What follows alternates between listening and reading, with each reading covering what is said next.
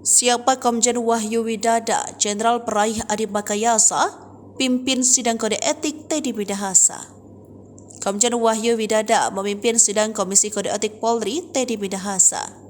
Ia menjadi ketua sidang KKEP bersama keempat jenderal lain memimpin jalannya sidang etik Teddy Minahasa.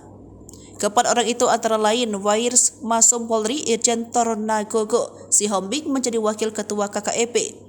Kadipropam Polri Irjen Pol Syahardiantono, lalu Irjen Pol Asep Edi Suheri, dan Irjen Pol Rudolf Albert Roja, analis kebijakan utama bidang Sabhara Baharkam Polri.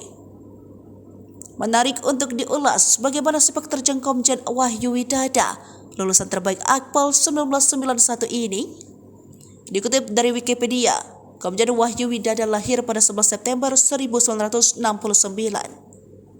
Ia adalah seorang perwira tinggi Polri yang sejak 26 Februari 2023 mengemban amanat sebagai Kepala Badan Intelijen dan Keamanan Polri.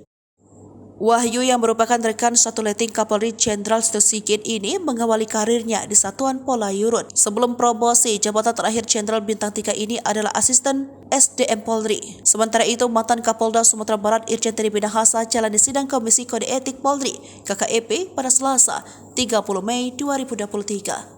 Karopenmas Divisi Humas Polri Brigjen Ahmad Ramadan mengatakan bahwa ada sebanyak 13 saksi serta satu ahli yang dihadirkan. Menurut Ahmad, sidang tersebut diawali dengan agenda pembacaan persangkaan kemudian pemeriksaan saksi.